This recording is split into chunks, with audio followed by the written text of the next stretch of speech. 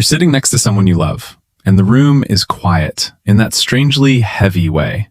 Not peaceful, not comfortable, just quiet. Their phone is in their hand. Yours is too. The TV is on, but neither of you is really watching it. And somewhere in the middle of that completely ordinary moment, something hits you in the chest. You're not in a fight. Nothing dramatic happened.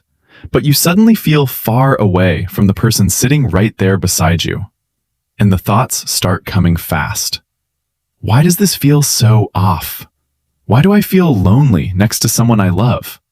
Is this just what happens? Do all relationships end up like this? Am I asking for too much? Am I the problem?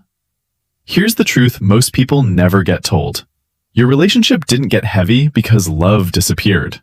It got heavy because the connection stopped feeling safe enough to breathe inside. And that matters. Because you're not failing at love. This is not proof you chose the wrong person.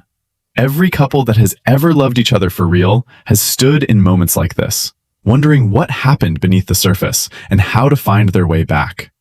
By the end of this video, you're going to understand the realizations that change how you see conflict, closeness, emotional distance, and your own role in love, so you can stop guessing and start building something real.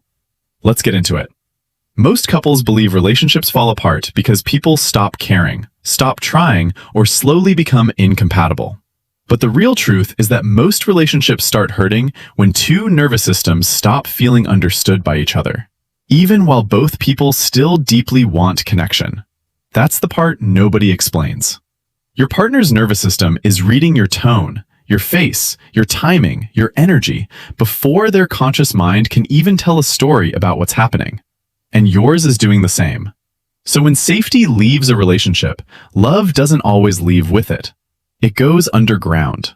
What looks like someone being cold is often someone being overwhelmed. What looks like neediness is often someone terrified of losing connection. What looks like stonewalling is usually someone who has been emotionally flooded for so long that silence is the only protection they have left. Most couples keep trying harder at the surface. Better wording, longer talks, more explaining, more defending. But here's what nobody explains. If the emotional tone doesn't change, the cycle doesn't change. You cannot build closeness with someone whose nervous system feels braced for impact. And honestly, that's why two people can love each other and still keep missing each other. So these realizations are not just relationship advice.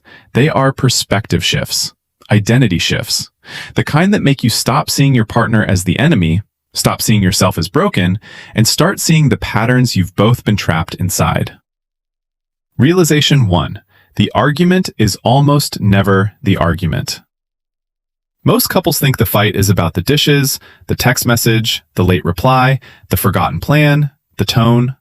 But most fights are really about what those moments mean emotionally once they hit old patterns. Beneath the surface, she feels unimportant. He feels controlled. They feel unseen. And once the nervous system hears threat, it fills in the blanks fast. So a tiny moment becomes loaded. The deeper truth is that humans rarely react to the event alone. We react to what the event touches. Maybe your partner hears criticism and their body registers, "I'm failing again." Maybe you hear distance and something in you says, "I'm about to be left." That's attachment. That's history. That's why the same 10-minute argument can feel like survival to both people for completely different reasons. So instead of, "You never help unless I ask 10 times, try, "When I carry this alone, I start feeling unsupported, and then I get sharp with you." Instead of, "Why are you making such a big deal out of this?" try, "I can tell this hit something deeper for you. Help me understand what this felt like on your side." And when you do that, the fight stops being a courtroom and starts becoming a doorway. Realization 2. Being right can quietly destroy connection. Most couples are obsessed with accuracy. Who said what? Who started it? Who was more hurt? Who was technically wrong? But most people in relationships don't realize that when your highest goal is being right, your partner's nervous system doesn't feel met. It feels overruled. And when people feel overruled enough times, they stop bringing you their real feelings. That's when the drift begins. Not because they don't care, not because they're dramatic, not because they're impossible to please, but because being corrected in vulnerable moments feels a lot like being emotionally abandoned. Bro, that's a brutal feeling. Especially when what someone was really hoping for was just a little presence, not more logic, not better evidence, not the perfect explanation, but a moment that says, I see how this landed in you, even if that wasn't my intention. So instead of, that's not what I meant and you're twisting it, try, that wasn't my intention, but I can see it hurt you. That matters to me. And here's the unspoken shift inside your partner when they hear that. Maybe I don't have to fight so hard to be understood. That's not losing, that's repair. And that's the shift that turns a relationship from a debate into a refuge. Realization 3. Distance is usually built in tiny moments, not big betrayals. Most couples imagine disconnection as one massive event, a betrayal, a huge lie, a terrible fight. But most relationships don't break all at once. They scar slowly, through 100 small moments where one person reached and the other didn't really turn toward them. Emotional distance isn't like a slammed door. It's more like scar tissue forming over moments that never got repaired. This is where it gets really interesting. Because most people in relationships underestimate the power of the 30-second moment. The sigh you ignore, the story you half listen to, the "you good?" you ask without looking up, the goodbye kiss that becomes routine instead of present. Intimacy is not built in anniversary dinners. It's built in seconds, tiny seconds, repeated seconds, real presence. So instead of your partner saying, my boss was weird with me today, and you replying, that sucks. Anyway, did you pay that bill? Try, my boss was weird with me today. What happened? You seem off. Now your whole body is turned toward them. Your phone is down. Your eyes are there. That moment tells their nervous system, I still matter here. And when that happens enough, the walls between you start coming down before either of you has to say a word. Realization 4. Criticism and withdrawal are usually the same pain in different clothes. Most couples think one person is the difficult one, the critical one, the needy one, the shut down one, the emotionally unavailable one. But beneath the surface, criticism and withdrawal are often just two different adaptations to the same fear. I don't feel safe in this connection right now, and I don't know what to do with that. One partner protests, the other protects. She feels panic and reaches harder. He feels pressure and pulls back faster. Or he feels unseen and gets sharp. She feels attacked and goes quiet. Different behavior, same longing, same unspoken need. Please don't hurt me. Please don't leave me alone in this. Please don't make me feel like I don't matter. Most couples call this incompatibility, but a lot of the time, it's just the anxious avoidance cycle in motion. One person moves closer with intensity, the other moves away for regulation, and each person's move confirms the other person's fear. So instead of, why do you always shut down? Talk to me, which makes him hear, I'm already failing and there's no safe way to do this.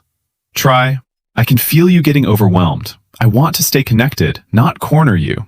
Can we slow this down and come back in 10 minutes? Instead of, nothing, I'm fine, which makes her hear, you're alone again. Try, I'm flooded right now. I'm not leaving this. I just need a few minutes so I can come back without shutting you out. That's not a communication hack. That's what emotionally mature love starts to sound like, when two people stop treating regulation like rejection. Realization 5. Your partner does not need a perfect version of you. They need an honest one. Most couples perform, even in private. They manage impressions. They hide tenderness. They cover fear with sarcasm. They hide hurt behind irritation. They wait to be fully certain before saying what's real. But emotional intimacy does not deepen when you become more polished. It deepens when you become more truthful. And here's what changes everything. Vulnerability is not oversharing. It's not collapsing. It's not making your partner responsible for your emotions. It's naming what's real before resentment builds walls around it.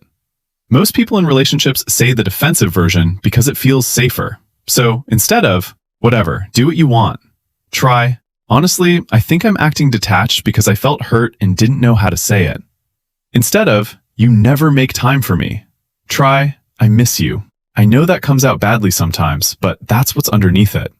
When you say what's real, your inner world shifts. Something in them quietly says, oh, this isn't attack. This is truth. I can meet truth. And that's when your partner stops feeling like a problem to manage and starts feeling like a person to come home to.